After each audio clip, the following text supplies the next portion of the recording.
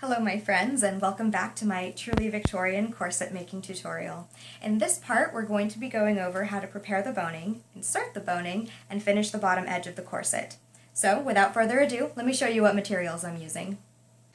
So for my materials today, I've got spiral steel boning, flat steel boning, wire cutters, plumber's tape, my teeny snips, bone tips, these two pliers, this one's needle nose and this one is flat, and of course my handy dandy ruler.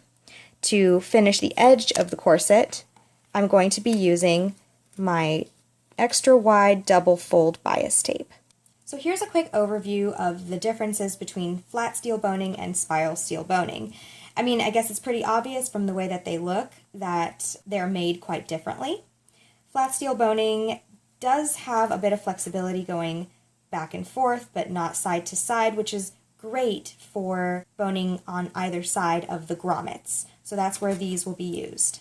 Now, spiral steel boning is much more flexible. It can bend side to side and forward and backwards and still give a great amount of support. So let's just jump right into this. So to get started, I'm going to take my spiral steel boning and measure it against my boning channels. The top edge of my corset is complete, so I don't have to worry about taking into account where I'm going to be sewing down the bias tape. So I'll just start measuring from the top of the boning channel here and bringing the spiral steel all the way down. And then I'll take my ruler and measure 1/2 inch from the bottom, and that's where I will cut the spiral steel bone. This spiral steel bone is made up of 2 wires coiled around each other. So the best way to cut this isn't to just cut straight through. You want to just cut the very edges and it will come apart. So using my wire cutters, I'm just going to snip the edge .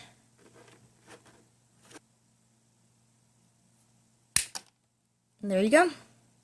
Now the next thing I like doing is just kind of going through and cleaning up the 2 bits that might be sticking out. So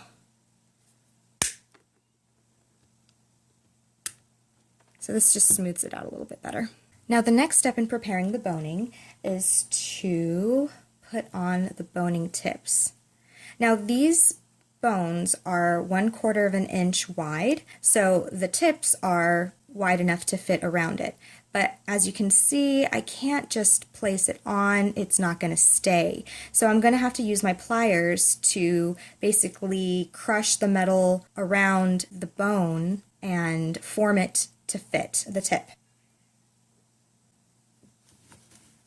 The best way I like doing this is taking my needle nose pliers at the top and my flat pliers on the sides and just squeezing at the same time. And then after that, I'll just crimp the edges and then repeat. Of the entire corset making process, this is probably my least favorite just because it hurts my hands so much to squeeze. And I'm probably not using the best pliers out there. These are just really cheapy jewelry pliers. Alright, well, that's it. That's not really going anywhere.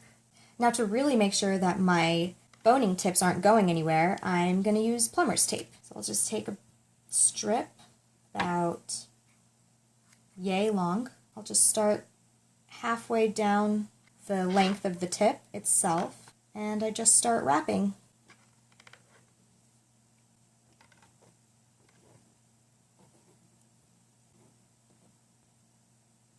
Now I'm not sure what makes plumber's tape so magical, but this actually makes it look like it was dipped in tipping fluid, which is another bone preparation method.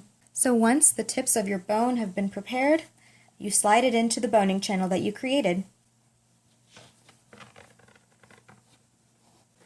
And it should just slip right in.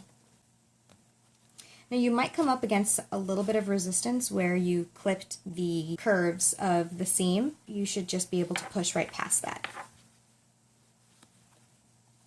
Alright, That's the first bone in. You just do the exact same thing for all the other boning channels, except when you get to the back, the boning channels on either side of the grommets get the flat steel bones. And usually when you get them pre-cut to a certain length, they are already tipped. So that's less work for you, even though it might be a little bit more expensive than purchasing the flat steel by the roll. So I've gone ahead and finished boning this side of the corset. It still feels pretty lightweight, it's still very flexible, and yet I know that when I wear this, I'm going to get the support that I need in order to get that waist reduction. I'll go ahead and put the links in the description of this video where you can find steel boning, both of the spiral kind and the flat steel.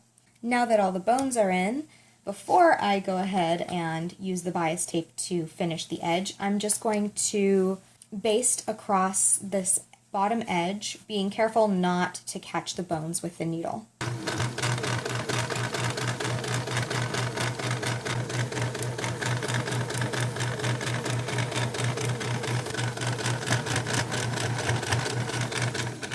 So now I'm going to go ahead and finish the bottom edge of my corset. I will be using the same method with the extra wide double fold bias tape as I did in the previous video, using the stitch in the ditch technique. Something that might help you make sure that while you are sewing your bias tape down that you don't nick the bone is when you're inserting your pins in the boning channels, the point at which it is inserted goes a little bit below where you're going to be sewing in the crease. That way the bone won't come up past the pin. So there we go. I just finished edging the bottom of this corset. Here is the finished product.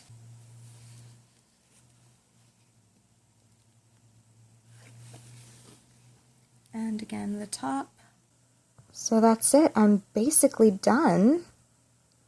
But before I call this 100% complete, I am going to be adding flossing to my boning channels. I will go over that a little bit more in part 7. Thank you so much for joining me for part 6 of my truly Victorian corset making tutorial. If you have any questions, please leave a comment below. You can also check me out at facebook.com/AmandaKCosplay, as well as on Twitter and Instagram. Thanks so much, and see you in part 7. Bye!